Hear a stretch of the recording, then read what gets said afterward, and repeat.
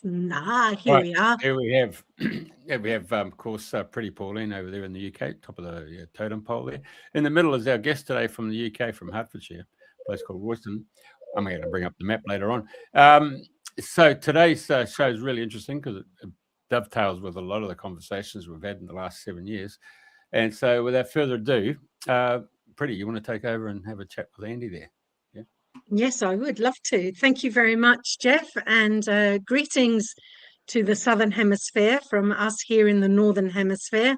And I'd like to welcome you all to Andy, who is going to talk to us and have a conversation about bioenergetic farming. So, for me, the ignorant one at the top of the totem pole, please welcome Andy, the educator. Good morning, Andy. Hello, everybody. How are we? Nice to be on with you guys. Very good. Oh, okay. So how did you get into this style of farming, or what's your background that led you to be so passionate about bioenergetic farming? Tell me more. Well, my own journey is one of health. So sport and exercise science degree in the 90s that progressively led to a more and more alternative perspective on health. By 2013, I was becoming a yoga teacher after doing, lots of other things. I'd been a personal trainer for many years, and then I actually was a plumber for a while. And long story short, my wife and I, we were living in Wellington, New Zealand for 12 years. And after about 5 of those, we got into yoga. My body was very much a bit of the classic young man body. I was in my early 30s. I'd done many things, and triathlon had taken my life for a while as well, which tends to wreck your body. And football, usual stories. I was a bit wrecked. So I got into the whole yoga thing, and I found a lot more than just physical yoga. I found lots of other types of movement patterns as well. And that led me into other things like meditation and nutrition very naturally. I was already very focused on nutrition. And I became a health coach.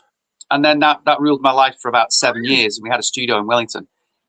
And so I was all about the optimization, basically, of the man and the woman. That was my focus for most of my life. Ever since being a young boy, basically, being very sick and turning myself around at the age of 10 and becoming very capable from being very incapable. And I was very intrigued about what we could do to our health. But that's, I suppose, the grounding, the form, the necessary foundation that I needed to then come into an era where essentially our food, our environment, our soil, obviously, our water is under great threat. And we all know this. And so it's been in the background of all of our lives for many decades that we've got so many harvests remaining. And there are many, many factors involved, of course, to the environmental upheaval. And so I realized that there's no point talking about food as part of the model of health if we had no idea where that food came from. And the idea that food really should come from where we live, where we place our bodies every day, whether we create that food or not. It needs to be from our local biome, our local environment, as our ancestors would have eaten. And of course, at the moment, we're eating very sterilized food that travels the globe. And by the time it comes to you, whether it's labeled as organic or otherwise, it certainly isn't. And it's probably got a less than one Brix value in it, which is really, really very low for sugars, which correlates with nutrition density. And it's probably rotting inside before you even eat it. It's most definitely dead. Anyway, it's got no bacteria on it because it's been sprayed. Sorry, did you want to say something, Pauline? Yeah, I was listening, but the signal went a little. Yes, I'm following you very nicely. So the idea, it started in your life. Just to recap, it started in your life because you were quite poorly, sickly as a child, and then you became fascinated in how to optimize health for men and women, and then you went into the foods side of things. And there's the big penny dropping. Well, if you're going to talk about food, what about where we grow it locally? and that's the place where we need to sustain ourselves if we're going to be part of the environment and be part of this organic, natural way of living. Is that about right? Yeah, that's about right. Yeah. Okay, Nailed it. so here you are now, landed in all sorts of ways in Royston. And what is it? I mean, from New Zealand, that's a fair trip, to be honest. What led you to come to England? Came back in 2020, November 2020. We did. The studio was shut down. Wellington went into lockdown, and we didn't renew the lease. And we considered our futures a few months later, and came back to England due to multiple reasons, but family fundamentally, like a lot of people did. There was a lot of expats came home, didn't they, from all over the world. New Zealand had its fair share of return expats, and so did Britain. So I feel that that was the right move for me and my family, to be near my aging in-laws, for example, and my older stepdaughter as well. So we're all under the one border now.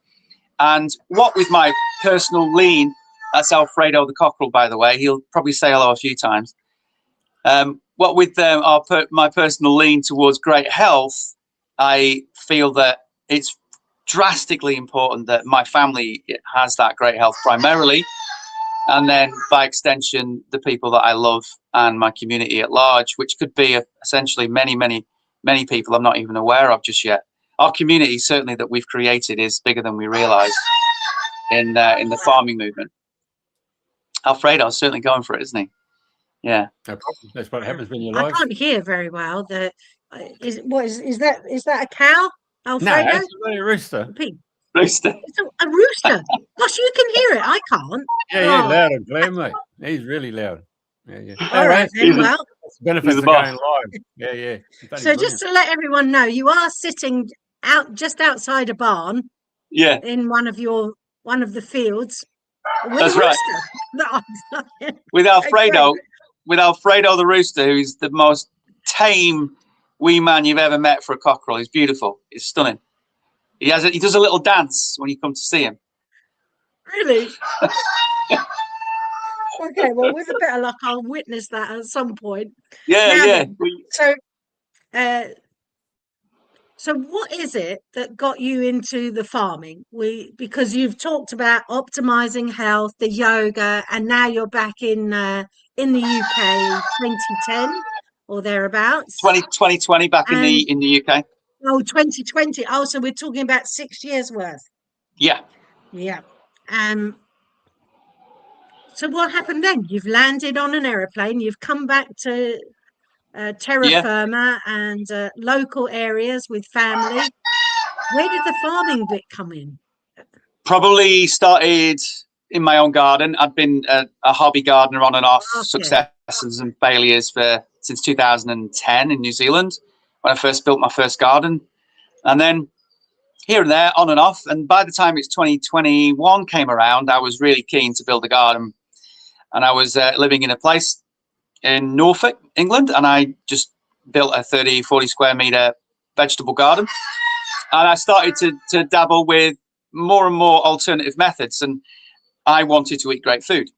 So after a while, I thought to myself, why would I, I'm still a health coach at that point in time, right? I'm still helping clients, and I'm really more concerned now, more and more, about the bigger picture. You can't take the man and the woman's body and mind and soul and entirety in isolation of the world, Mother Gaia, your environment. You can't do that. It's simply ridiculous. We all come from the soil, you might argue. Certainly don't come from nowhere. We come from a material body that was born from the earth, just as we are. So really the earth is the focus, arguably, is, in my opinion. The focus is everything else around you in bigger context than just you. And so built my garden, and the alternative methods grew because I wanted to grow a tomato without purchasing NPK, purchasing something chemically synthetic that was nitrogen, potassium, phosphorus based. The old story that's been going around for 150 years. We need NPK. and nothing else. Well, I argue that that's just utter rubbish. It can't be that way. We've got 70 odd minerals here on planet Earth, and plenty more material that is of value to us. So what about life? What about biology, right? You know, NPK, synthetic NPK in particular, is not biology. It's far from it. In fact, it's so far from it that it doesn't even need biology for the plant to uptake it. Now, that to me is an oxymoron, and is thus it's just dangerous. Is what it is. It's dangerous. So we've been wallowing in that type of farming for over 100 years, and post World War One, bearing in mind that this originates from mustard gas reserves. You know, we're talking about eating essentially chemical toxicity on the highest of levels, and I can't imagine that that's good for anybody. So I certainly decided to adopt a different strategy in my own garden. And some 2.5 years ago, I bumped into my now friend and fellow voyager in this journey, a chap called Francesco. And there's now 3 of us that are focused here in England doing this in community, in private community. So hopefully that gives you some context, Pauline. It does. So the Holy Trinity came together, and you are magicking up some. What kind of crops are you growing? What are the fruits, vegetables, grains? What is it that you grow? Beside and that this is Alfredo keeps an eye on. He does.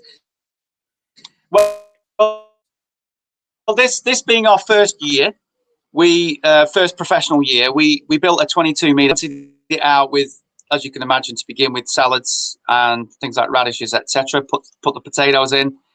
So we've harvested a crop of potatoes already. I do like a potato, by the way. A bit like Bill Mollington from permaculture, he loved his potatoes. So for me, if you want to eat in the winter, you want to eat potatoes, squash and pumpkin. If you want to eat quickly, and thereafter, obviously, you've got your fermenteds and your preserveds. But our major focus right now, and we have a farm day in a few days, is tomatoes. The good old English gardener loves a tomato. And cucumber, some peppers coming on, some potatoes, again, second crop coming. We've got some fennel in the mix. We've got some fantastic courgettes. We had a cauliflower harvest come and gone. And there are some beans, peas have gone now. A few greens coming on as well. But the major focus is, without overwhelming ourselves, because we're also installing and getting material together for various clients who donate to us in return, so they can do this in their own garden. So we're very busy people, right? So without overwhelming ourselves, we thought, let's just go for what we know we can manage. Because what we're here to do at this farm, this micro farm beginning, is to prove case. So it's all about proof of concept, and to prove the case that the work that we do, and that's our website there that's coming up, the work that we do is legitimate here in England, because it's legitimized in other locations around the world, because there's lots of private community doing it in Italy, for example, and France. It stretches across Europe quite well, and other places. There's some 50,000 hectares. We're not entirely sure, because it's all very private. It's done on a very sort of private donation based system. So people keep themselves to themselves. But I can tell you that, for example, in Italy, which we're very connected with, there are some of the inputs here, the bioenergetic inputs that include things like geotherapy, microbiology, and electroculture. There are some of the farms that are using these that are producing Michelin star vegetables, selling them to Michelin star restaurants, and they're producing fine wines, fine olive oils, essential oil herbs, and fine meat and dairy product. So, for example, the most expensive rosé 2 years ago in Italy, I don't know whether they still are, is utilizing all of these techniques. Because they're generally biodynamic permaculture-based farmers anyway, and anyone with that natural lean looks to further extend their position in the market at the very least, or further improve the well-being and the nutrition density of the environment and the food that grow within that environment. The two are the same, of course, they go hand in hand. But are you in business selling great wine, or are you just providing food for the community? And both apply. But here in England, nada, largely nada. So for some reason, the Europeans are way ahead. They're literally 20 years ahead. 20 years this has been going on. All right. So you've mentioned a word or two in there that I wouldn't easily understand. Geotherapy. What's geotherapy? Yeah. So geotherapy is a 40-year-old science, very, very accepted. It's used for remineralization of the soil and carbon capture. So largely you'll come across geotherapy in the form of rock dust being sprayed, distributed on farm fields for free, largely because the carbon capture element of it, which I believe is very arguable, but nonetheless that's how it's marketed, is funded by the big hedge funds, the big carbon hedge funds. So the huge companies out there that input the monies and the funding into the hedge funds, of course, get the credit. And they get the credit by having purchased all the material, the tractors, the spreaders, etc., the logistics from the mines, etc., and getting it to the farm fields and then spreading it on the farm field. And it's all about giving the soil some nutrition. And the nutrition is essentially found from rock, usually of a volcanic nature, because it's full of, wonderful minerals, but also rare earths as well. So I think we're all aware that volcanic rock is the stuff of life, essentially. And it's the stuff of life because it feeds the bacteria and the fungi. It feeds biology. Biology feeds on the rock, and the biology and the root systems uptake. And then we eat the root systems, essentially, or the fruit, or the cow that's eating the root systems. And so the circle of life continues, right? The carbon cycle. Okay. And largely it's performed globally and has been done so for 40 years now. There is a really interesting, because that's really quite, I suppose it's interesting, but it's also very normal. It's just not well known. It's really not well known. But it arguably dates back to the more ancient structures of the planet, the standing stones, the stone circles. The same type of farming methodology, I believe, is linked to all of that. It's all theoretical, of course. Wow. I'm just looking up at the screen there that Jeff's put up about Nikola Tesla.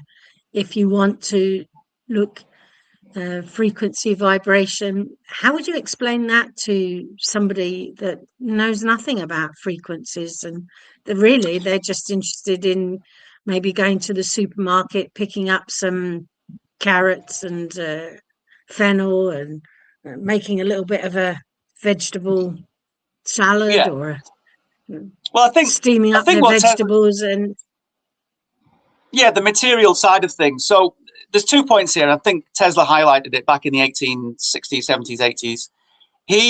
He's saying that essentially we're none of us made of what we can see. So if we can see less than 0.00 to the power 9 of the actual electromagnetic spectrum, so with our eyes we see less than they're about a tenth of 1%, then what else is out there? And bearing in mind the electromagnetic spectrum is essentially a frequency spectrum. So we as a body are oscillating at over multiple million cycles per second. And, some argue upwards of 50 million cycles per second. I'm not sure exactly what it is. But essentially what I'm saying there is that you and I are invisible. It's just that our eyes can't see that. So we keep reappearing and disappearing several million times a second. And we only see less than 1/10 of 1% of the electromagnetic spectrum. So he's saying that the world is made up of frequency, and it's measurable as, light energy measurable as frequency, and it oscillates. So nothing is set in stone. No such thing as setting stone, actually. It's quite an oxymoron to say it. So behind every bit of science, arguably, I'm sure every quantum physicist would agree, is the light spectrum, the conversation of the electromagnetic spectrum, which is measurable Okay. in frequency. And of course, it all comes from the solar system. We're talking about electromagnetic radiation, which is light energy. And geotherapy, linked to the ancient sciences, is talking about light energy and light energy distribution. So would you pour different lights on the soil to make them do different things, like green light for Well, there is such a thing as infrared. Light therapy is a form of treatment for everybody, for humans, of course, as well as plants. But no, it's not what we do specifically. No. Arguably, what we're saying here is that certain rock, which is very, very mineral dense, can also store biophotons, so essentially light in its microscopic form. It's known as biophotons. So all root systems need not only nutrition to feed the bacteria that then communicates with the root system and helps the plant grow, but they need light energy.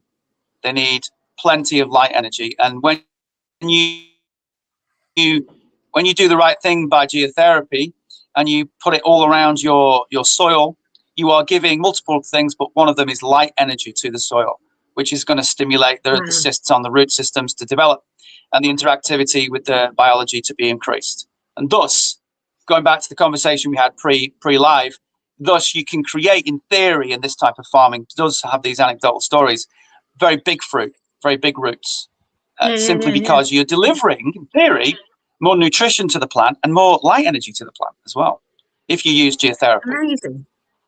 Yeah, that kind of not contradicts, but as I was at school, we were talking about photosynthesis and the light, the sunlight coming into the leaves, and that's really where the primary focus was all about.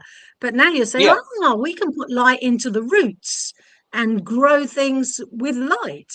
Have I misinterpreted that? No, you haven't. You're absolutely right. Yeah, photosynthesis and the carbon cycle is the stuff of life, is it not? Carbon dioxide, forgive me for saying, but is the gas of life.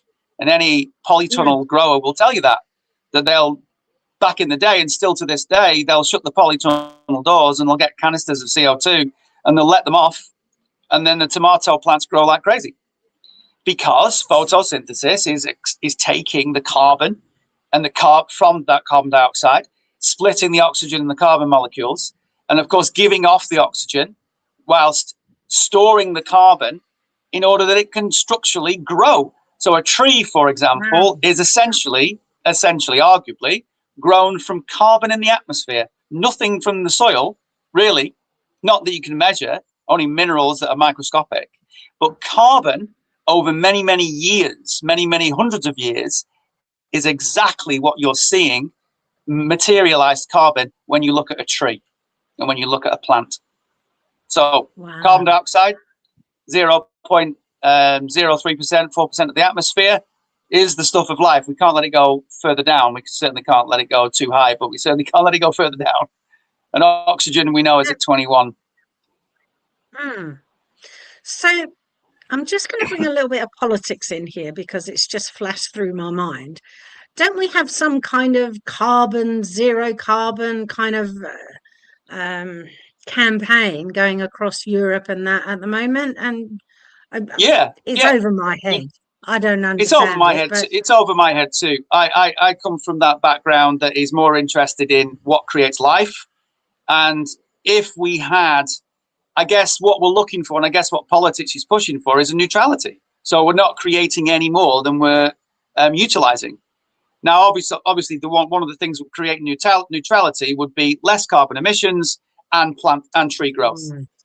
Quite simple, and I think that's what they're pushing for. If we're thinking common sense and just perceiving the common sense part of the conversation, we've had 150, 200 years of industrialization, massive carbon emissions, and a massive reduction in our rainforests globally. So, and our biology in our soil, which is all part and parcel of the story as well. If you reduce your rainforests and you reduce your green cover, and you've got desertification occurring on a grand scale, you're reducing all the microbial life forms in the soil as well, which are all part and parcel of the perspiration and the respiration, of the carbon cycle. It stands to reason, does it not, that further and further desertification of those elements is going to result in a terrible climate, a terrible atmosphere, and, well, essentially degradation of every species on the planet, not just the green species. And if you combine that with less industrialization and less emission, you might keep a neutrality. So as far as I'm concerned, the carbon percentage in the atmosphere is as it should be, there or thereabouts, and we don't want it to go too high, and we don't want it to go too low. So for me, carbon zero, net zero means finding where the balance is best. And we look back through our records of the last 150 years, and it's within range right now, I would argue. Not that I'm a carbon scientist. I am not. I grow food. Huh. You grow foods. Let's get back to the hot topic then of growing food, because we love to talk about food on this. Well, I do anyway. So all of your crops, if I have a back garden and I wanted to get started with becoming self-sufficient, a bit like The Good Life in the 70s with Tom and Barbara, yes. Tom and Barbara, yes. I don't want any pigs in my back garden, that's for sure. But no. So where would I start with all of this? I mean, well, you're talking about the topsoil. Yeah, you start with the geotherapy. Yeah, you start with the soil medium. Yeah, and the topsoil medium, of course, is where all the food and root systems are growing. So, and it's the topsoil that really we're talking about when we talk about microbial death and desertification. It's the lack of removal of topsoil, and the removal of life from within the topsoil comes first, which is essentially where we're at now. So most farm fields are 5% life. You know, it's really, really quite low. And at all, there's no self-regeneration anymore.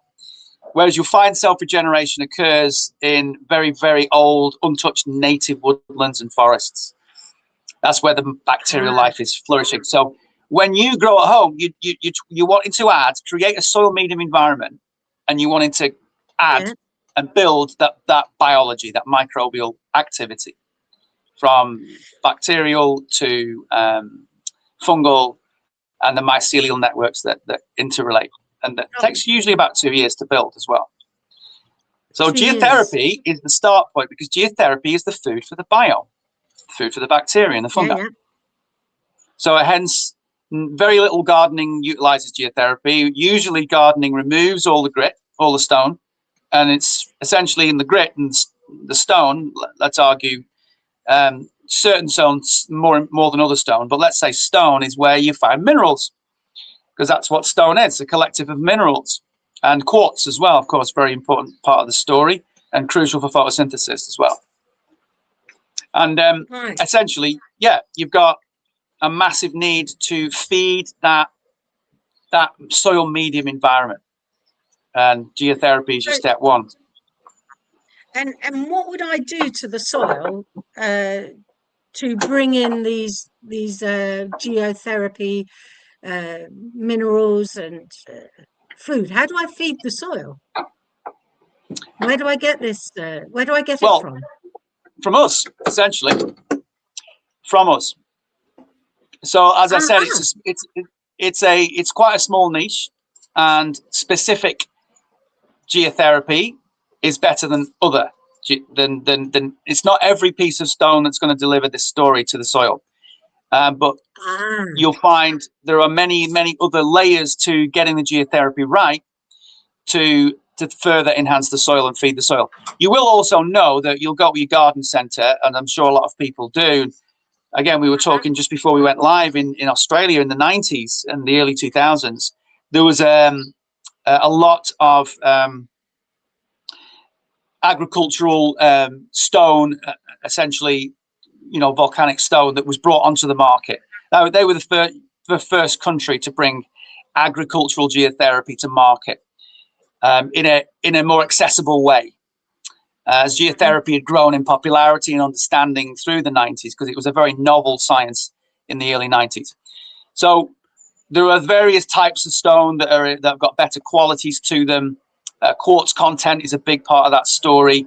Any biodynamic farmer will talk to you about quartz, the value of essentially silica, which is quartz. Just crystallized form of silica is quartz. And you want high volumes of quartz, so the basalt and the geotherapy and the granites and stuff have those components in them on a high level. If you went onto Wikipedia now, you'd see that, say, basalt has got 30 to 50% quartz ratio, for example, 20% iron content, 10% calcium, some say 5 to 15% rare earths. It's very, very standard across the globe, but the quartz content can shift quite significantly. So as a result, basalt doesn't have a chemical symbol, doesn't have a chemical formula, because it's inconsistent. And we found a quartz content that's got 56%, which is very, very high. There's another element that's really important to think about when you're talking about volcanic rock dust, and essentially that is the magnetism of it. So with 20% ferrous material in a stone, that stone has it's got something we call paramagnetism. And paramagnetism is a crucial part of the story to make all of this work. And it's essentially drawing a little bit of it's got a little magnetic pull to it, just a gentle pull.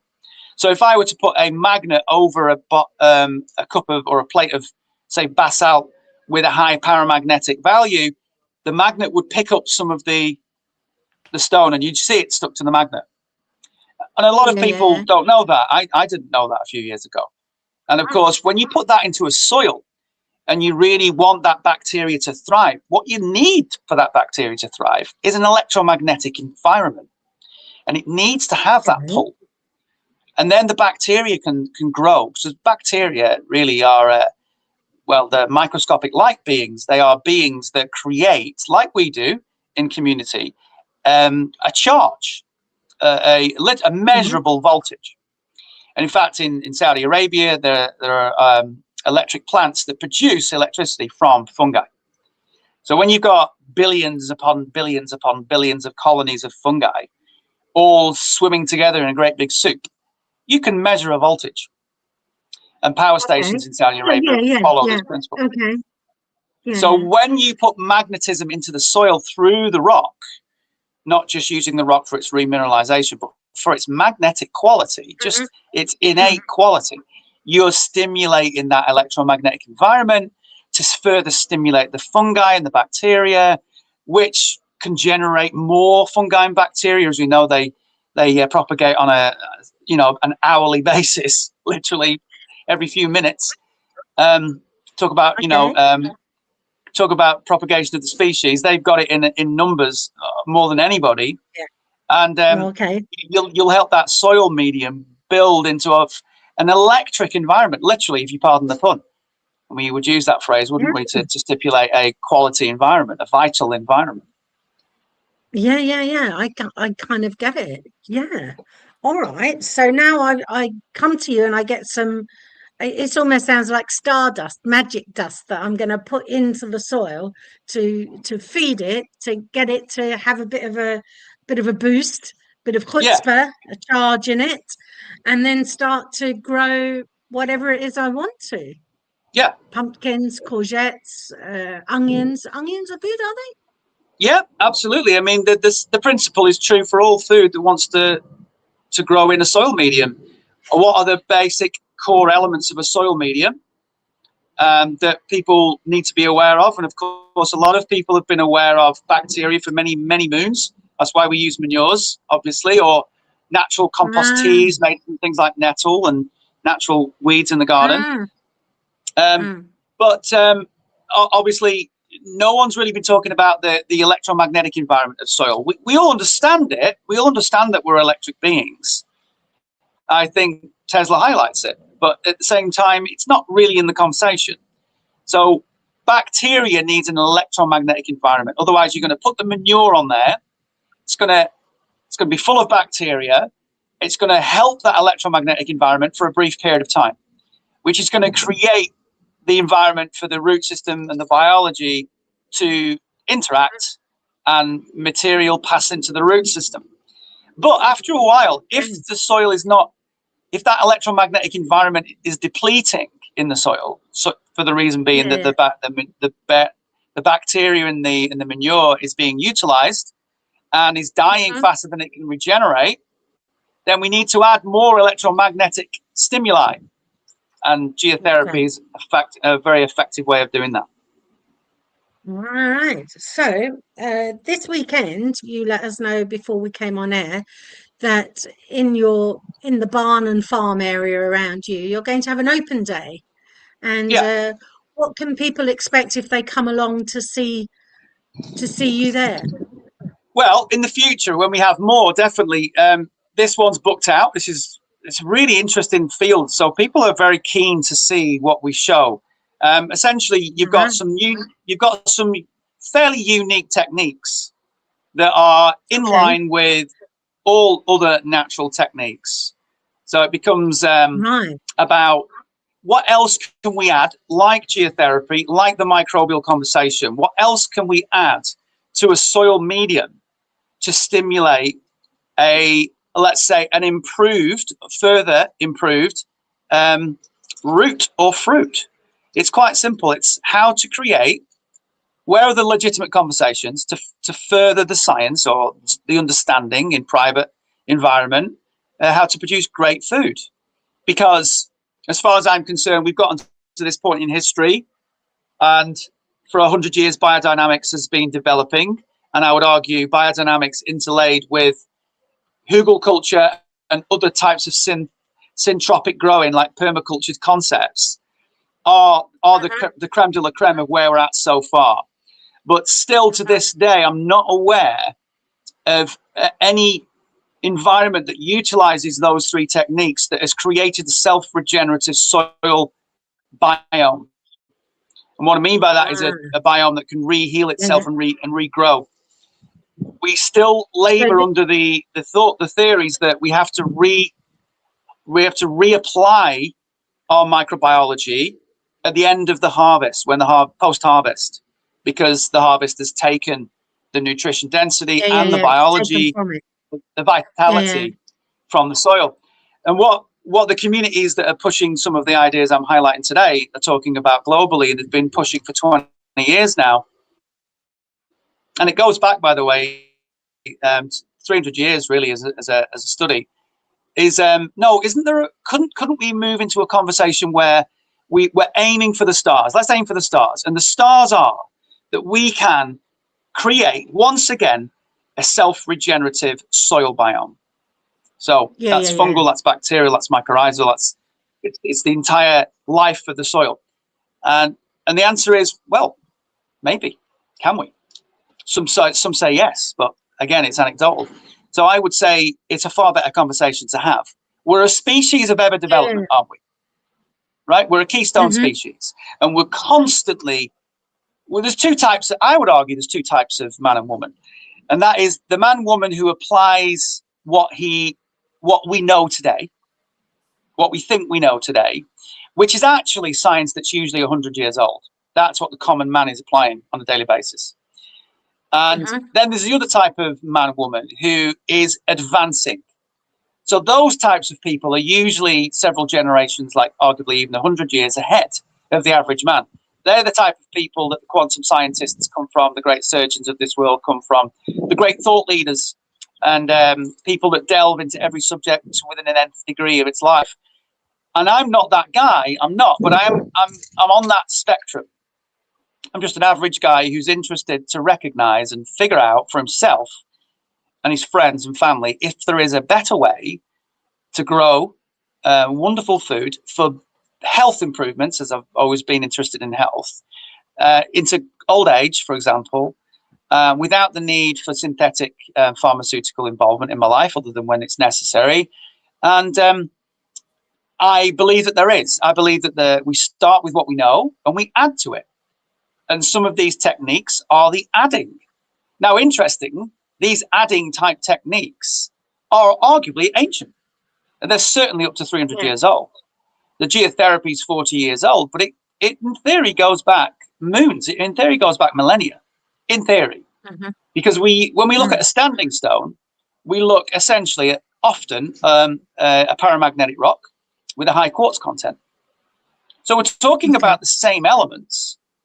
Not to say that I know what a standing stone's doing, but I understand that our forebearers have built a structure that we don't understand.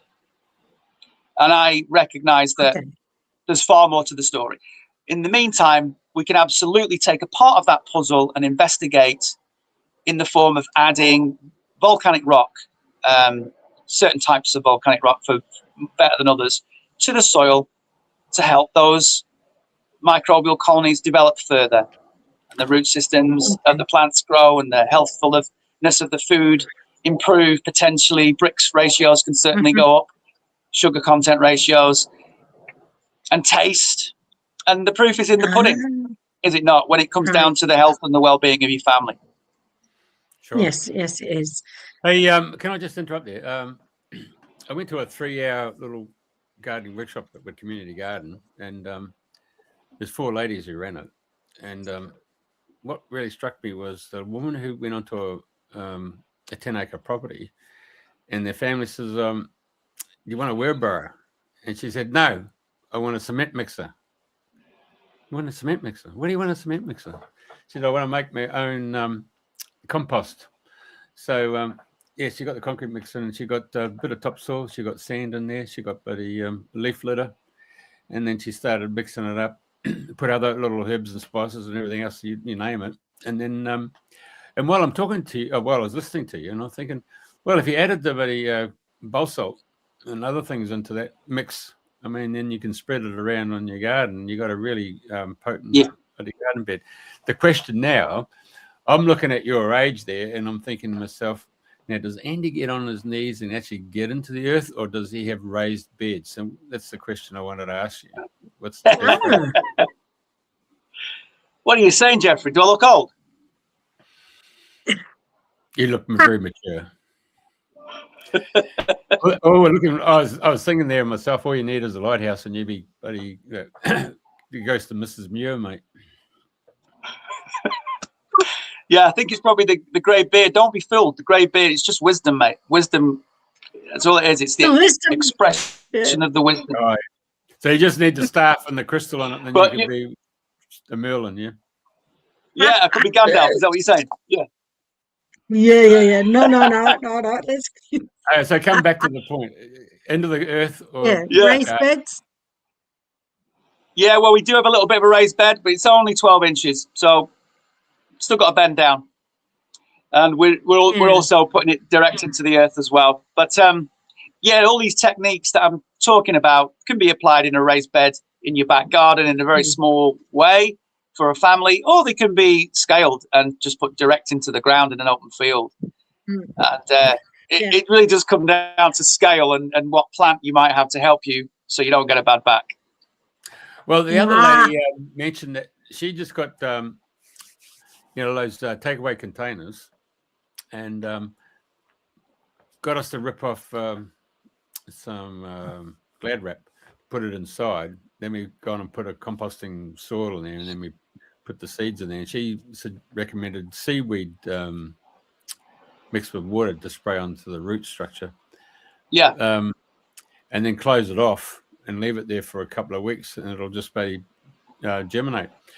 What was the question? Oh, yeah. But before we actually put those the earth in there, she got us to put cinnamon into the little composting soil there, because it stops the bloody insects, the bugs getting in and upsetting your seed growth. Have you come across that, cinnamon? No, I haven't come across cinnamon use. Now, interestingly, I take cinnamon every day of my life in my own body. I have a big consideration towards its capacity inside my digestive system, and the assistance of the bacterial colony in my gut. So I would argue it's a supportive, like a lot of plants are, as we know, companion-like supportive elements to certain plants. Cinnamon bark being a very medicinal plant. So I would argue that it's supporting, I think every one of these conversations that we have when it comes to balancing a soil is to do with the mycorrhizal, the bacterial and fungal environment. We're talking about life.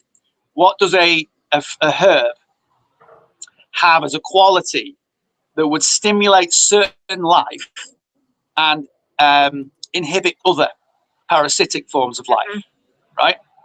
And of course, every good gardener, whether from wherever they are in the world, will always give you this if they've been, taught through the generations, like a lot of the Indian, more natural farmers in India than anywhere else in the world. So there's alhotra is an Indian technique towards essentially revering the soil and how we would grow from it and the land. And it's got multiple elements to it. I can't profess to know much about it at all. But what I can tell you is herbs play a huge role. Sunlight plays a huge role. Herbs play a huge role. We in the West, you might hear someone say, spray tansy, because it's got slightly poisonous effect. So you'd spray tansy on greenfly.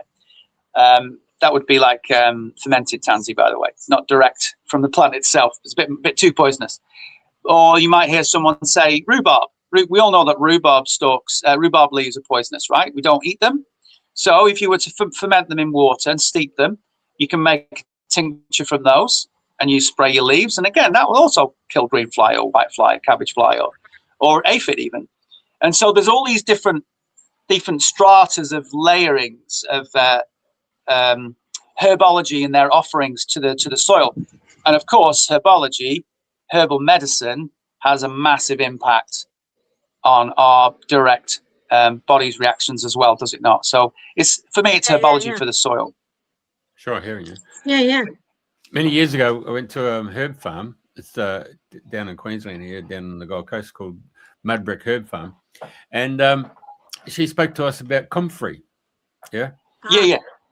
And they had a chicken pen which went downhill. And they did that deliberately.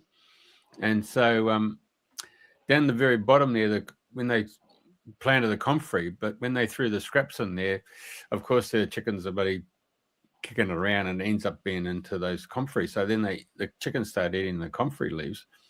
And they don't have to give those chickens any antibiotics because the actual comfrey gets in there and helps them, their bone structure and so forth. And they're very big, strong birds, But when and they make tinctures, but when she mentioned about Gallipoli, not Gallipoli, Florence Nightingale, Crimean War, they ran out of plaster of Paris, for broken bones and stuff, and so they made poultices out of comfrey. And they healed far quicker than anyone who had plaster of Paris. But the big one, and because we're talking about gardening, was to get a 20-litre pail and just fill it with comfrey leaves, put a bit of water in it, and then over a couple of weeks there, you just keep looking at it and you keep putting comfrey leaves back into it, and for about 6 weeks. And then it decomposes, but the strength of the actual liquid is one of the most powerful fertilizers you could ever imagine. Yeah, unbelievable. Yeah, I totally agree with you, mate. I totally agree. I know that our forebearers used comfreys, borages, nettles, chamomiles, dandelions, fern. Fern's a corker as well. Fern and the oak forests of the native temperate rainforests here in England. Fern is an ancient species. So we're talking here about ancient species. We're also talking about tap roots. We're talking about tap and also telescopic, essentially, and mycelial type root systems that sit on the surface of the topsoil, as well as go deep, that collect from the deep. See, the subsoils have a lot of what I'm saying the topsoil's missing. So if it weren't for the subsoils, and if it weren't for the native, very ancient forests that still remain, we'd be in serious trouble. So the bacterial colonies and the mineral density is contained in the subsoils and the natives. Otherwise, you wouldn't be able to find it anywhere. And likewise in mountain structures, deep rock, volcanic rock from mountain structures. So the comfrey plant has a very, very deep taproot. And of course, borage and comfrey, same family, some 30 or more species, I believe.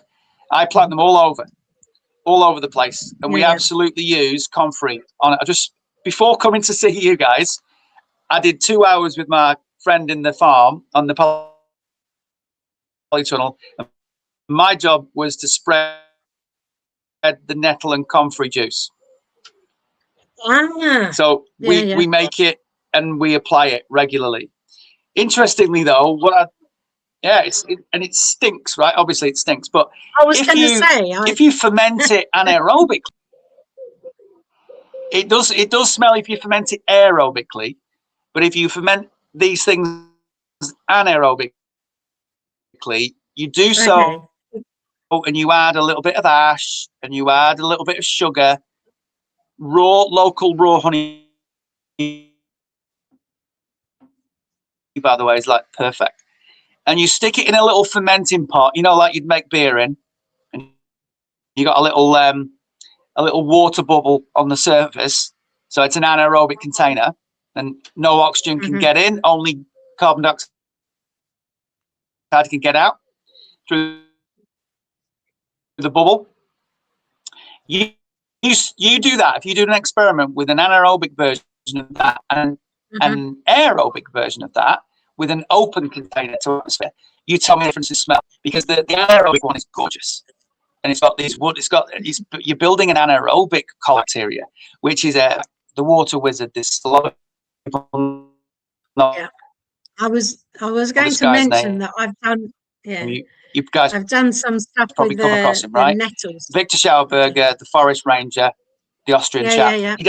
He was the man who essentially concluded one of his theories is essentially the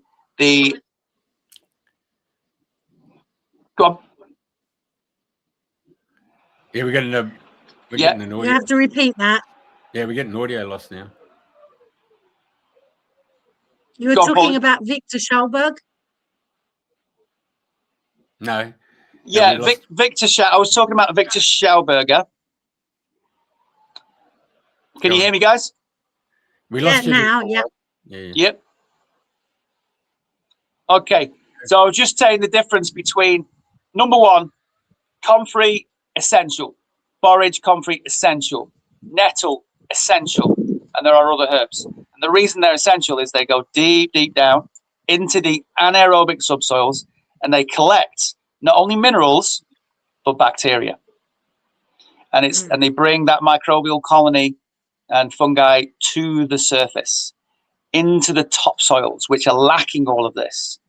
And anaerobic environments, crucially, according to Victor Schauberger, where you find your supportive microfloral colonies. Whereas aerobic bacteria, and the reason it stinks, is you've got both supportive. That's what I was going to say.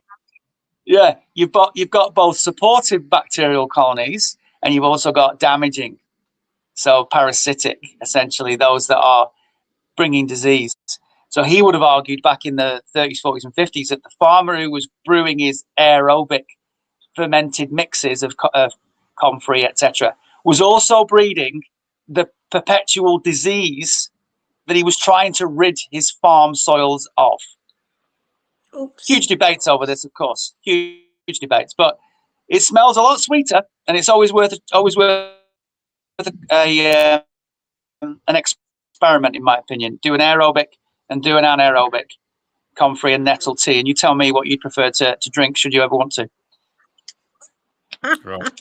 Well, we had a little note there, didn't we, from someone that talked about they've introduced the idea of tobacco, but I didn't think tobacco would grow in this country. Might do in Australia. Tobacco is good for the garden. It's illegal. It's illegal to grow it, unfortunately. Oh. Okay, so that's the end of that story. Yeah, I wouldn't know. So I wouldn't know, but arguably, I wonder. Have you ever come across Anastasia, the ringing cedar set from Russia, Siberia? Yeah, I haven't read the series, but a lot of people have told me about it here and there. Yeah. As long as you get the English version, because my mate went and ordered it and came in Russian. They're quite expensive books. One of the tricks of the trade with her was getting the pure seed, not the ones that have been played with, and getting the seeds and placing them in your mouth.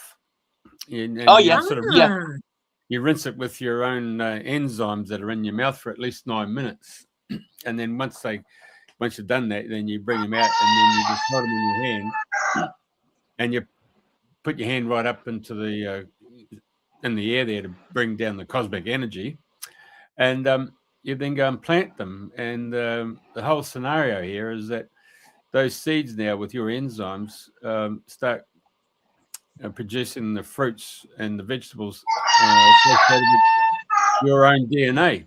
So that becomes, the food is your medicine is your food. So it's the whole principle of you embedding your DNA into the appropriate seed. Yeah, look, Jeffrey, you bang on. I love that concept, and I first came across that 3 years ago, maybe, and it struck a chord in me because it's so theoretical, of course, but why not try it, right? The reason we do this in private communities is that we can just have fun, right? There's no pressure. There's no, it's not a business. It's just let's have a go. And, who are we harming? So that's one of the goals that we have. We do other things as well. But the biggest subject that you highlight there, which is a really important subject to consider on multiple levels, is this idea that you might phrase back to relationship. Okay. So it goes back to what I said before when I first got into this space. Pauline was asking me, why am I here doing this? It was the recognition that, as you heard, one of my points was, hang on a minute, what about the food? Can't prove where the food comes from, can't prove the quality. And isn't it that we should be eating the food from kind of nearby? Doesn't it contain the local biome? Doesn't it give us atmosphere on this particular piece of land on Earth? And when you put a seed in your mouth, you are absolutely 100% connected to that concept. Whether you believe it true or not, you're connected to the concept of it that it represents. And I say we go one further than that. We go to wherever you live, wherever you place your footprint, wherever you place your auric field, your energetic body. Sorry about that. We've got flight paths to Luton, Stansted above us here. Yeah. Wherever you eat food that's had your energetic expression, go anywhere near it, you're doing the same thing. So ideally, what I'm saying there is back to relationship means you live in the area and or even potentially even work on the farm, but that might not be for everybody, that provides the food that you eat. And so in India, there's a food community out there that are testing food all over the world. I can tell you about that in a minute if you want. And they work very closely with a lot of people in India because India's got the greatest natural food growing populations in the world. And often the farms are smaller and they're providing to the local community. So they sell directly at market in the local high street round the corner from the farm. So therefore, the people that buy the food live near the food or even work on the farm. And even my point being, even if you're walking past the farm and you're walking to school and you're leaving the imprint of your footprint or just the energetic imprint that you leave as you pass through an area, because you're an energetic being, right? You're introducing yourself to that environment. The plants, the flora, the fauna know you. You're part of them. They're part of you. You're the same. You're the same. Ecosystem. It's the same thing. You're putting the seed in your mouth, or you're putting your footprint on the soil that grows the food. Same thing. Same story. And it's called back to relationship. And if we could see the health outcomes, if we could measure and correlate what back to relationship can do for us as a species, whether our physical wellness is measured or our mental acuity is measured or our longevity, are these associated with blue zones, for example, these types of back to relationships environment, then we could argue that this food is more superior. And that's essentially the point, is it not? It's about how do we, as I said before, only half an hour ago, how do we grow better? Is there a way to grow better? Yeah. I would argue there's always a way to grow better. We're an evolving progressive species, or at least some of us are. So we always need certain people to push the envelope and say, well, let's find out. And that's really what we're doing. So you could actually keep on experimenting until such a point where you've, if you like, cracked it with the self-regenerative element of not only the soil and the plants, but ourselves. So we could become self-regenerative. And then it's just the question of how do we get rid of the we get into a cycle, well, even in cycles of the seasons, there's a dead season where we just shed that which we don't need anymore. Certainly winter is a classic for that, but we can still sustain ourselves in winter with nuts and things that are from the plant world. Yes. So is there an ulterior goal here to work towards self-regeneration in the experimentation that you're doing? It interests me greatly. Before I became interested in growing food, I was eating what I thought was great food. I was always, my wife and I, when we got together 26 years ago, we concluded that we were going to eat great food and we were going to sacrifice holidays to do so. And so that's been my journey in life. Great inputs wherever possible without being a saint, you understand? And of course, evolving through the years as well in what I perceive is great food. So, for example, I still would drink alcohol, but I would argue, although I've gone through periods of time being teetotal, I would argue that when we come together as community and we express our, the best part of our cultures are expressed through communal eating and drinking, dancing experiences, where we are ultimately celebrating life, right? And we do that historically through harvests or through solar cycles or celestial events, historically as people throughout the many ages. And I would say that regeneration was a part of, self-regeneration was a part of our normal cycle. So on the 15th of the month, it would have been solstice or equinox or harvest or something. The moon was waxing, and we would dance and we would eat and we would celebrate. Okay. And we'd all eat different things and we'd all have different expressions of our humanity. But we'd all eat and we'd all drink and we'd all dance and we'd have fun. Right. And then on the 1st of the month, the moon was waning maybe, and we would heal. We would fast maybe. We would stop. We would meditate maybe. We would go into a hot box maybe, particularly if you're a woman on your cycle.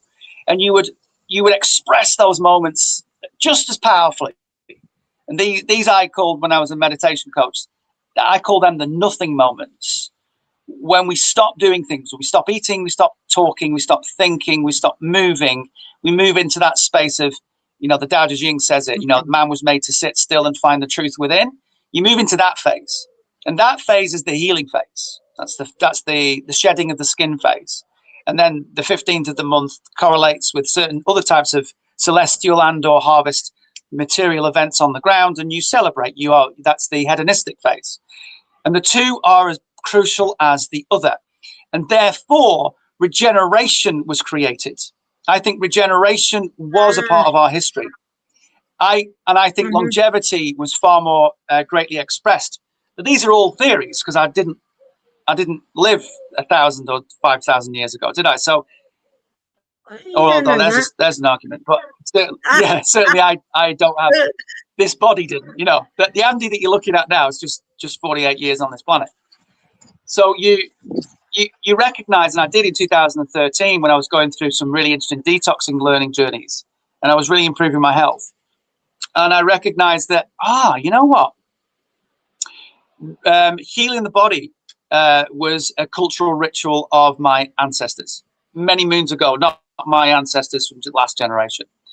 And I'm now learning some of their techniques, because that's what I believe I came across, some ancient techniques. And I applied them, and I still do to this day, and they result in various reactions in my body that I would argue are beneficial. And when I talk about the biological environment of the soil, it's a mirror of my biological environment of my gut, or that of my body. Of course, I would argue our biome, our gut, the bacterial colonies that we live with, that inhabit this body of ours and co-create with us and digest our food, they are from the soil. So if the soil isn't self-regenerative, the body isn't self-regenerative anymore, no matter what we do. So it's not that we're going to find self-regeneration. The question is more, the statement actually is that we have to rediscover self-regeneration of the soil biome. because that will have an impact on our self-regeneration. And then we can really move into the wiser teachings of our ancestors in a far greater and more successful way, rather than getting to the age of 90 these days and be doing very, very well. We could maybe extend that. And of course, longevity and blue zones and that sort of conversation is hot topic, has always been hot topic, I would argue. And I would say that over the next generations, we're going to see a dichotomy emerge. We're already seeing it. We're living, our life expectancy is now less. It's dropping year on year now. And from 82 to 81 to 77 to 78, we're dropping down the scale. And yet at the same time, there are colonies of blue zones around the world which are maintaining a good longevity. I don't know whether they're increasing the scale, but they're maintaining the 100-year-old centenarian age populations in places, for example, like Okinawa in Japan, or places in Ecuador, etc., and Crete. These places exist, and I want them to be tested. And I say one of the great ways to test it is to look at the soil and therefore derive the connection between your bacterial environment, your so-called well-being and ultimate longevity, direct from the soil's bacterial and fungal colonies.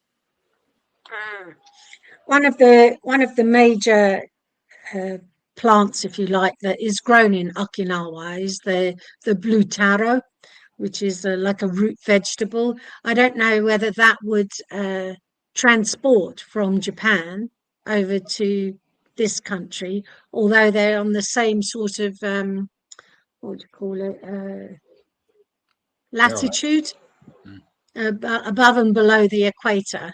We're of a similar latitude. Have you explored the ideas? Because you've now touched on the subject of longevity and what we can do with that. And if the blue taro is definitely one of the plants that is eaten widely in the Okinawa region. Any thoughts on that?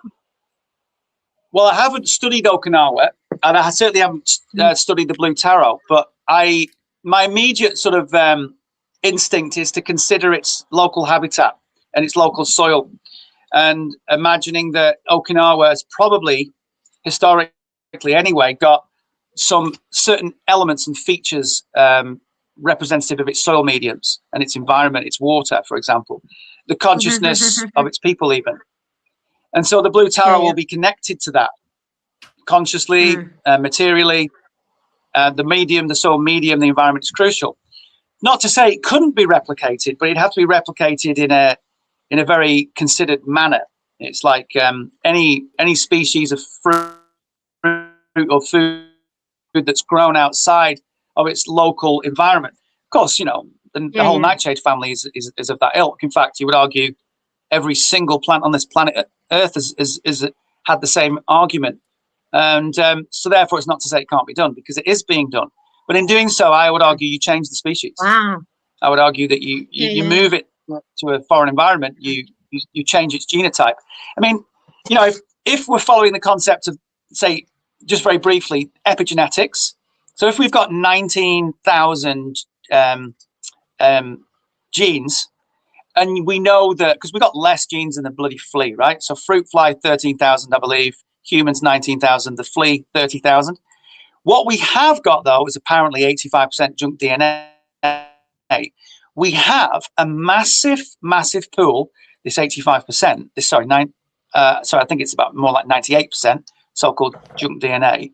Within that is the study of epigenetics, and it's this idea that 40,000 different expressions of any one gene can be had, dependent upon the environmental stresses or the environmental challenges, arguably. Challenge is a better word. And so you take the blue taro out of its local environment and you give it a challenge. No matter how well you try and replicate, you're sticking it somewhere else on planet Earth. And you're challenging its genotype. So it's therefore going to express epigenetically, arguably anyway, this is me, I'm not a quantum scientist or agronomist or food scientist or soil scientist. I'm expressing what I believe is true, and hence I would practice it if I felt the need. And that's what we should all do. Should just all be little experimenters in our own worlds, I believe. That's how I have lived my life. you would probably get a different expression of the blue taro. And if we could then measure it molecularly, I would say you'd be proven, I would argue it'd be proven right. So my theory would be that you change its genetic expression, result in slightly, therefore, slight changes to the plant's expression of life, which doesn't mean it's going to be any worse or any better for the human body. It might, in fact, if you then encourage the back to relationship idea I've just talked about, the blue taro plant might suddenly start expressing the needs of the population that grow it and need to eat it anywhere in the world. So it's a big conversation, is it not? And I mean, we've got taro in, certainly your friend Francesco would know about taro because they grow it in Italy as well. It's not blue taro, but you're right that you bring that species and it adapts. It's got an intelligence that is beautifully way you've expressed it, that it will provide for the needs of the people that are growing it and the needs of the population and the particular environment that it's finding itself in. And it does it without writing a thesis. It does it without having any conversation at all with anyone. And it just knows, and it just bees. It just be the taro that it was always meant to be. Yeah, life is so wonderfully adaptive, isn't it? And intuitive. If we let it be. It can't be intuitive so easily. Maybe it can. Maybe I'm wrong. But if we're eating a lettuce that's been grown in Peru, I don't imagine that Peruvian lettuce can be at all intuitive so easily anyway of the populace that's going to be eating it, bearing in mind that it's going to travel the globe. Maybe it becomes more generic. It has to become more generic. And I would argue all plants communicate. So I think I love that idea that I told this to my wife a few years ago because she feeds the house plants, right? So I said, you're driving home, you've got your 20-yard, 30-yard house plants sat there waiting for you. You've left them in the morning. They're sad that you've left. You didn't water them. You're driving home. Yes. Yeah. And just 2 miles from home, the plant starts to know that you're on your way home. And it's literally measuring your auric field as you're getting closer. And if you start thinking about it, it's connecting with you as well. And it's so excited. And then what you must do, of course, is when you get home, you must go and pat it and give it some water. And then the plant says, "You didn't do it again. I'm here. I'm still here, and I'm drowned. I'm in a drought. Please." Yeah. If you please pay attention. Great idea. So it's a great idea. 25 years ago, over at our community centre, we had plants brought in, and everybody got dividing rods. So we showed them the energy field of the plant, and so each person was given the opportunity to step up to a whole bunch of plants just to see how far the energy field radiated out. And of course, some folks who've never been with dividing rods, they couldn't get any feeling expression whatsoever. So the principle was, okay, take it back to a part of your life where you had the most amazing, joyful situation where you can't get any better than this. The love just pours out, and you just think of that moment. And of course, then the dividing rod started to move. And then they could see then when they stepped back just how far that energy field went. So those people who are really, quite intuitive stepped up and they would say, okay, I love you, and all lovely. And anyway, they stepped back to show just how far the energy field was. And now the next part of the experiment was, hey, we're going to have to kill you. Mate, yeah. The whole energy field just collapsed, boom, no question. So then we had to go back and apologize to the plant and say, look, sorry, we just wanted to test it. We just wanted to try it out. So boom, energy field came back. But that comes back to the old, they called it the grandmother experiment in the States. And the experiment was where they were given 3 patches of seeds of the same species. And they were told, one was going to be the control, and you didn't say anything to it at all. And the other batch, you told them they were going to be fantastic. They're just unbelievable. Loved you to the point, You know. And the other one, of course, was you're not going to amount to anything. You're never going to amount to anything. Yeah, all part of life when you're bringing up kids. Yeah. Anyway, so the experiment was seeded out to different parts of America. Anyway, there's these odd situations would occur when those who are told they weren't going to amount to anything, every now and then there'd be these ones that would just go shoot straight up, and they were the same height and development as the ones that they were going to be told, oh, you're lovely, you're going to amount to something, it'd be fantastic. Anyway, it turned out all those ones that had this batch there, they had the sprinkling of phenomenal success, all came back to grandmothers. And then when they got their grandmothers, they said, what went on here? And I said, look, I know we're not supposed to say this, but I love you anyway. Yeah, not supposed to say it, but I love you anyway. So the whole thing of the energy exchange. And so, the grandmother experiment. It just showed you how plants represent what you have with children. If you keep saying they're not going to amount to anything, boom, boom. So positive reinforcement. I just want to take you now to another aspect of what you guys have been talking about, of taking a plant and moving it to another part of the world. I want you to go to Findhorn and those four, Neil Abercrombie, Dorothy McLean, and Peter and Elaine Caddy. Yeah. Mm-hmm. So now we're moving into the spiritual world, and it's something subject we haven't really spoken about. Now, Peter, of course, was a very major SAS, and of course, Elaine was the one who would go down at midnight and go and sit in the toilet there and start getting this information and writing it all down. Dorothy had the one with the elements. So, you're talking about the different vegetables, and each one had a diva, and she was actually communicating with the divas that are attributed to each one of those plants, and you'd see the particular flower as to whether or not it would hold that energy of the blossom. So if it was a new diva, that the flower wouldn't last all that long. And so we had this other whole arrangement when Neil came along, and Neil came from Edinburgh, who was sitting at a park bench just underneath the old Edinburgh Castle there, and he was watching this little sprite going around the garden bed and poking and to all these bloody humans, and of course they had no conception that there was a sprite playing with them, And of course, it comes around to bloody Neil, and Neil mimics him. Everything he was doing to bloody Neil mimicked back to the sprite. So anyway, he said, "Oh, you can see me, yeah, have a chat," and they had a talk. And he walked with them all the way down to Neil's humble abode, and they went upstairs. And he said, "Oh, you want a cup of tea?" He said, "Oh, yeah, cup of tea." And so the little sprite says, "What's all this?" And he said, "Oh, it's books. It's where we contain our knowledge." And the sprite said, "All you got to do is ask." He said, "What's all this noise thing that's going up? Oh, can't believe all these bloody, what's that?" He said, "Oh, vehicles, it's transportation. It gets us from A to B." He said, "Mate, you don't need that. You just think it and you're there."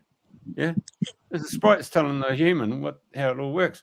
So anyway, a couple of days later, Neil's walking down the streets of Edinburgh, and he gets this really pungent smell, really earthy. Yeah. And the voice says, "You're not scared of me?" He said, "I know who you are. You're Pan." He said, "Right, one of my subjects came and introduced himself and said that you can see us, and we would like you to represent our kingdom at this experiment that we've been asked to perform, and be part of, at Findhorn, and we want you to be our representative." And it was a fantastic story. And of course, Peter being SAS, "Yes, sir, get on the job." Elaine was giving him messages. Anyway, he goes in there and he wreaks havoc with all this natural vegetation. And of course, next second, they all got, he complained to Pan. So Pan gets hold of the elves. Elves then come back to bloody Neil and says, "Mate, we're out of here. That you just destroyed all our homes." So Neil gets the bloody Peter and says, "Mate, we're going to have to get down on your knees and you're going to have to apologize." So anyway, an elf was sent to them and said, "Look, you've got to meet the king of the elves, so you have to go to so-and-so coordinates." And of course, they went there at night, and they turn up at these coordinates, and all the bracken has been pushed away, and it's got all these little lights and they go down the path, and they come to this little clearing there where the elves are all sitting around by the throne. Anyway, then the elf says, "Step forward." "No, you stay back." He's talking to Peter. "You stay back." And it comes to Neil. "Now, we're out of here, mate. That guy over there has just destroyed all our homes." And Neil said, "Look at that. We apologize. That's why I brought him here. He didn't know. You need to tell him. You tell him straight." So Peter comes up. Neil says, "You get on your knees and apologize." Anyway, so the elf king says, "Right, this is what's going to happen. Elf subjects will come back, and we will do all your work for you." So Pete's going, "What do you mean?" "Right, we'll go through and we'll tell you which plant to pull out, because we'll actually loosen the root structure. So when you go there with your hand and just pull it up, it'll just come out. Those that don't come, you got to leave them in there. Is that a deal?" "It's the deal." Fantastic. So the point I'm making is that you could actually connect with your devas as well as your natural kingdom, and of course with Elaine working with the higher realms. That the manifestation of Findorn is phenomenal. Yeah. It's a wonderful story, Findorn, isn't it? Yeah, I can see you. Obviously, it means a lot to you. You've obviously studied it, read about it. Oh, I've actually gone up there. People. I made that journey from Australia 3 times to go there and just get a feel for it. I mean, the vegetables were quite substantial, Bloody hell, that's amazing. You really went for it. Wow. Yeah, well, the funny thing is, I've never been. The funny thing is that every member of the human kingdom, if you looked at their physical features, you could look at them and you could see that they actually came from another kingdom. So you might see tall, slim, slender people, and that would be representation of the dolphin kingdom, and then you see these little small nuggety people, and they came from the earth kingdom. They were gnomes, so you start looking at the physique aspects of the human kingdom, you can start seeing the different kingdoms that they've come into Middle Earth to represent. Yeah, interesting. Yeah, I love that story and that concept. I was talking to you before about the lady Alana, geomantica.com. Yeah. You're going to want to talk to that lady. You're going to have a fabulous conversation about this particular topic. So it's not my forte. I've always been a feeler. I've always felt. I don't have that electromagnetic spectrum of vision. I can see a near infrared radiation. That's about as far as I can see. But bearing in mind that we see such a tiny spectrum, I think the feeling sensation is crucial anyway. And I've always felt entities, energies, and I feel people's auras more and more so now as I'm attuned to it, and I'm more confident with what I'm feeling as I'm getting older. And I now know that what you just said is absolute. That we have a kingdom of entities all around us, and that the most important thing to do, and this is what my friend Francesco does, and he really wanted to be on here today to express. But he's such a busy man as we prepare for our workshop. He's literally been on the road all morning. So he's our communicator with the unseen kingdom. And the first thing we do is cleanse the land. First thing we do is communicate and cleanse the land. And I mean materially and energetically. And we want to find harmony. It's all about finding harmony. And harmony comes from conversation, as you just expressed it. Conversation with a number of entities, actually. And the gnome kingdom, the elf kingdom, the fairy kingdom, and the spirit kingdom is all very, very valuable. Not least the energetics, the actual energetics of the earth herself as well, her material energetics, which of course affects every entity as well. And before we even want to grow a plant, and during the whole season, we want to be working on the harmony of that. So the fundamental work to what we're doing, which moves way beyond geotherapy, and we're not a Findorn, we're not doing it, I don't believe, the same way, but I would argue we're tapping into the same ideas, is to always have a system in play that is working on the balance and the harmony, essentially the love and the healing nature of the environment and the people working the environment, very crucially, because it's, of course, us people can come in with, well, multiple things, and not least our own discomforts, emotional or spiritual, but also entities. And I have the belief that the man and the woman on this planet has one of the greatest propensities to bring the problems to bear. So we have to constantly work on ourselves, don't we? In order that we aren't upsetting the apple cart, as it were.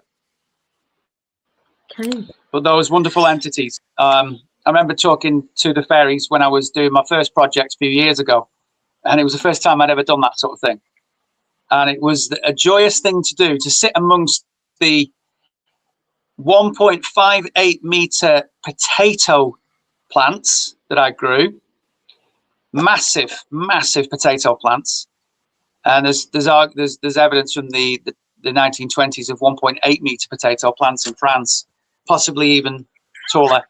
But I remember sitting in amongst all of that foliage and essentially communicating with the garden entities that would assist the healthfulness of the soil and the healthfulness of the potatoes that were growing in there. I've obviously struggled with that. It feels wonderful. And then if something makes you feel wonderful, do it. Yeah, very good. And so Jeff pulled up a little bit earlier on that you've got other workshops and other things taking place beyond this weekend in September, in Somerton, in other places. And hopefully you and Francesco can come back again. And particularly now you've introduced him in such a way that he talks to the plants and is the more concerned with the communicator. Perhaps we can get both of you to come back again and to carry on with this conversation. I'd love Francesco to be able to speak. Yeah, I really would, Pauline. A bit later on. Yeah. Very so good. For the moment, is there anything that we should have asked you that we haven't asked you that you're bursting to tell the rest of the world? No. You've really stretched the ends of my thoughts and the interest that I have, the private interest that I have in this subject. I'm just living my dream, really. And through this year, you've literally caught us at the most amazing time. We're 2 years. This weekend signifies essentially 2 years that we've been doing this. And this open day is a big momentous timestamp in our calendar.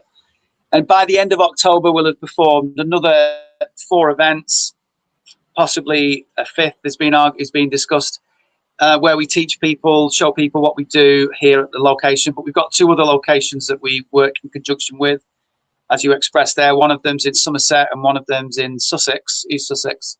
So by the end of October, we'll have gone through the rounds of visiting these sites, communicating and teaching more people. That's part of what we do, is teach people. So then you can go away and do it yourself.